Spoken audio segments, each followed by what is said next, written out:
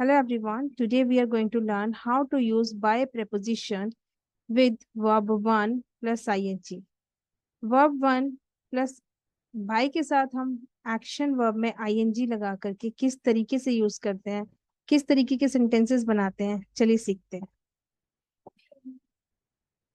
Bye के साथ verb में ing हम तब लगाते हैं जब हमें बताना हो कि कोई भी काम कैसे हुआ है या फिर उसको उस काम को करने का तरीका क्या है। चलिए कुछ एग्जाम्पल से समझते हैं। फर्स्ट एग्जाम्पल देखिए क्या लिखा हुआ है। उसने वजन कम किया सख्त डाइट का पालन करके। यानी कि उसने वजन कम किया सख्त डाइट का पालन करके। ठीक है, तो क्या हो जाएगा, शी वजन कम करना यानी कि लूज, लूज की सेकंड फॉर्म होती है लॉस्ट। She lost weight. क्या कम किया, वजन। ही लॉस्ट वेट कैसे, बाय फॉलोइंग। पालन करना यानी कि फॉलो करना, तो उसने क्या किया, पालन किया बाय फॉलोइंग अ सख्त यानी कि स्ट्रिक्ट, स्ट्रिक्ट डाइट। ठीक है, उसने वजन कम किया सख्त डाइट का पालन करके। She lost weight by following a strict diet. आपने देखा बाय के साथ हमने वर्ब में आईएनजी लगाया, जो मैंने आपको बताया था कहाँ पर यूज। आपने यहाँ पर देखा, she lost weight by following a strict diet. उसने वजन कम किया सख्त डाइट का पालन करके। ठीक है, तो यहाँ पर कोई काम हुआ लेकिन कैसे हुआ ये बताने के लिए हमने बाय के साथ वर्ब में आईएनजी लगाया। अब देखिए सेकंड सेंटेंस। उन्होंने मेहमानों का मनोरंजन किया। कैसे किया, संगीत बजाकर, यानी कि सॉन्ग्स करके, सॉन्ग्स परफॉर्म करके। उन्होंने मेहमानों को, सॉरी यहाँ पर को लिखा हुआ है, यहाँ पर होना चाहिए उन्होंने मेहमानों का मनोरंजन किया। कैसे किया, संगीत बजाकर। ठीक है, तो हम इसको कैसे ट्रांसलेट करेंगे, उन्होंने के लिए क्या आएगा, दे।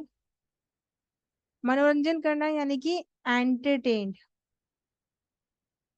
एंटरटेन सेकेंड फॉर्म हो जाएगी एंटरटेन की, एंटरटेन। उन्होंने मनोरंजन किया किसका, गेस्ट का।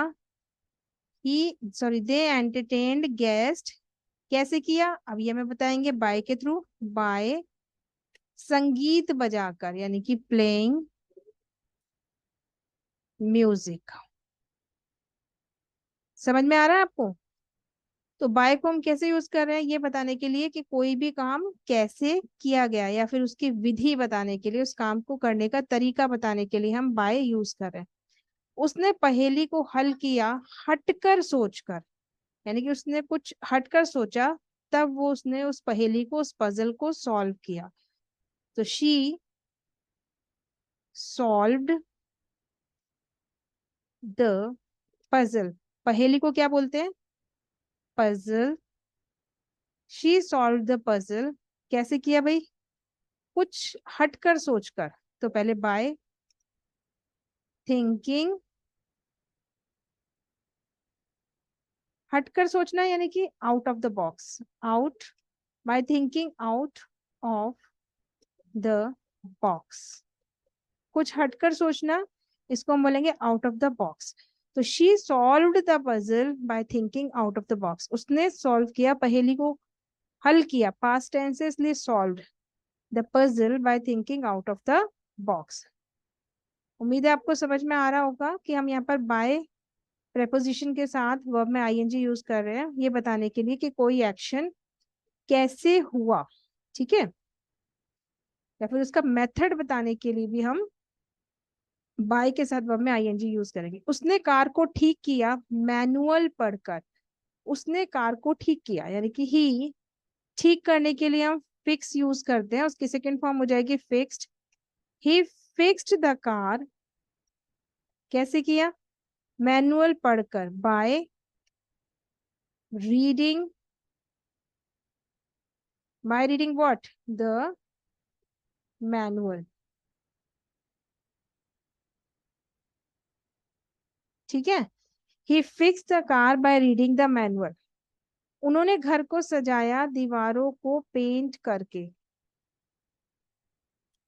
थोड़ा सा इसका टेक्स्ट इंक्रीज कर लेते हैं। यस। उन्होंने घर को सजाया दीवारों को रंग कर। ठीक है, तो उन्होंने क्या किया, घर को सजाया। तो पहले कैसे लिखेंगे, दे, सजाने को बोलते हैं डेकोरेट, और सजाया यानी कि पास्ट फॉर्म हो जाएगी, तो decorated, decorated. They decorated what, they deco sorry they decorated the house, the house.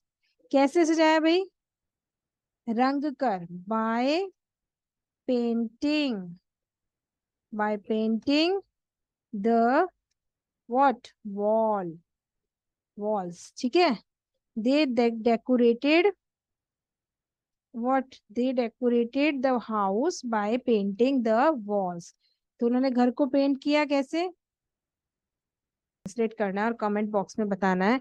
उसने तनाव को संभाला रोजाना ध्यान धारण करके। तनाव यानी कि किसी को कोई डिप्रेशन हो जाता है, या फिर सॉरी, तनाव यानी कि स्ट्रेस, उसने अपने स्ट्रेस को मैनेज किया। तनाव को संभालना यानी कि मैनेज, मैनेज करना स्ट्रेस को।